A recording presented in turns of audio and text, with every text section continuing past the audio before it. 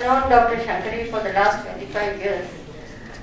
My second posting after joining the service was in Chennai between 87 and 89. And that was the time I had the good fortune of having met her and closely interacted with her. In those days, she had a clinic. She was a government doctor, as she had already mentioned, and she had a clinic in Inagural area. And I'm not a medical person, I'm a tax person. But still, when she started this experimentation on infertility and all that, I remember I used to have a few conversations with her, because maybe at that point of time, you are a little idealistic and young, and you have other ideas about what one should do with life. I used to tell her, the population in this country is growing so much, why do we need this infertility clinic? And I used to say, why don't you advise your patients who come? There are so many destitutes in the country, why can't they adopt children and give them a life? This I didn't say it as a sort of a homily or anything. At that point of time, I myself was bringing up a child. So I thought, and I got great pleasure in bringing up this child, and he was with me all the time, like how Prashant, I think Prashant and he are of the same age, and both of them were friends, and he was the son of my domestic help. But I must thank everybody who came in touch with that boy, that nobody treated him as a domestic domestic child. They all treated him like as though he was my son. So today that boy, he's in a very high place, very happily married. I must thank all the friends I had, the friend circle I had, who made him feel that he was one among them and there was no discrimination shown against him. So I used to feel that though I was not a very highly idealistic person or person with great philosophy, the child happened to come into my life, and I liked him, and I did what I thought I could do for him. So I used to think why people don't go more for adopting children. But today, after hearing, I haven't been in touch with this subject all these years.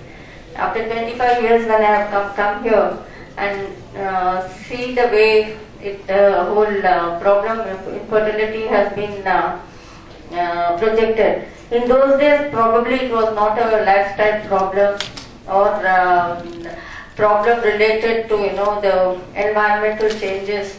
But today it appears that because of all these various factors and parameters that guide life, the people who want their own biological children do need these sort of treatments. I wish them all the best. Now the topic that has been given to me, frankly speaking, sounded a little strange considering the occasion.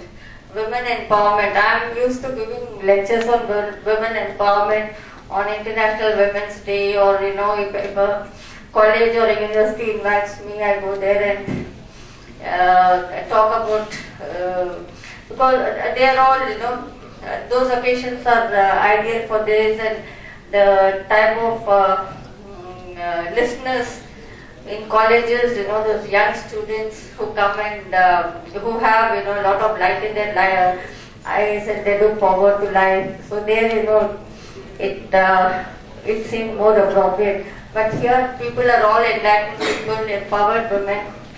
So I don't know how much more I can talk about women empowerment. Women empowerment as a thought is very romantic. As an idea, it's multifaceted. You cannot put women empowerment into a slot and then fit it into a box. We are a very diverse country and with diverse problems. And we talk about this demographic dividend that India has and how India can become a superpower. Recently I had an occasion to have a dialogue with Dr. Partha Show, who is the advisor to the finance minister. And frankly speaking, I don't understand this great talk about the demographic dividend that will make us into a superpower in no time at all. What is this demographic dividend? If the demography which we have now does not have access to education, does not have access to employment, and I don't think we will turn into a country of having demographic dividend. Maybe probably it will become a demographic nightmare. And this demography, we should not forget that 50% of this demography is made up of women. Therefore, when we talk about empowering this entire demography, we should not forget that the women also need empowerment. In the last 20 years, there has been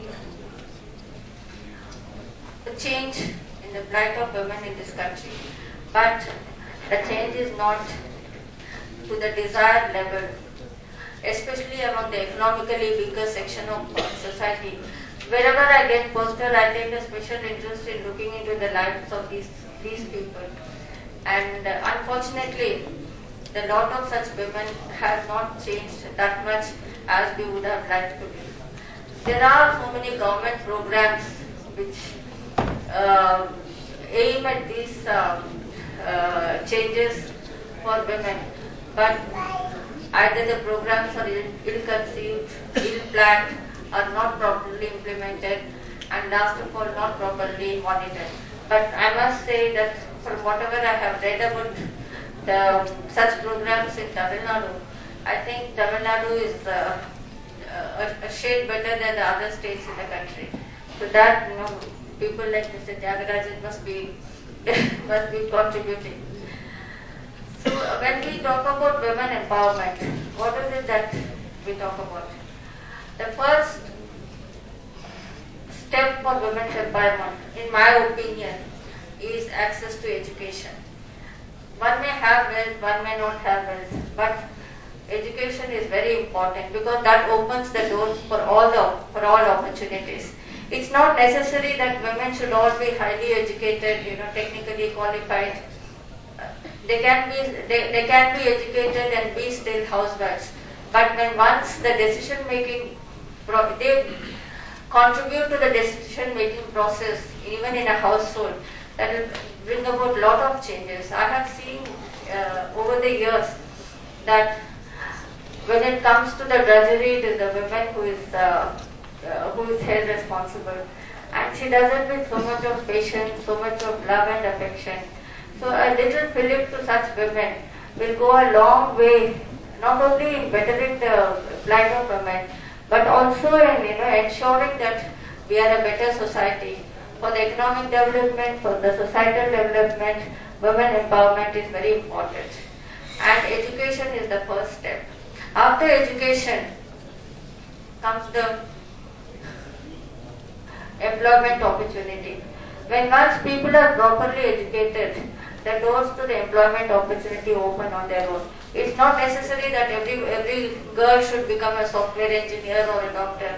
Compared to when 30 years back we got into the service, probably we didn't have any other opportunities, and we had to fight for the limited slots in the UPSC and get it. But nowadays things have changed so much. There are so many other avenues open for women. Whether it is in skilled area, semi-skilled area, in whatever manner they can, it's very important that these women be encouraged to enter in those areas and contribute to society, apart from contributing to their own homes. And we should not be under the impression that a few people who have risen, a few women who have risen in life and who have attained something, they represent the entire macrocosm of women in the world. We are only a few of us, and we must do whatever we can, in whatever little manner we can, to help the women who are around us, who are less fortunate, and who are in need of guidance, advice, maybe a little financial help. If we can ensure that one or two kids of our own domestic helps get proper education, that will go along. We don't have to be revolutionaries, we don't have to be great visionaries. If we do some small acts, I'm not calling them acts of kindness because after all this is for the betterment of society. So this in my view is what women empowerment is. Those of us who are empowered, those of us who have voice in society, we should become the voice of those who don't have voice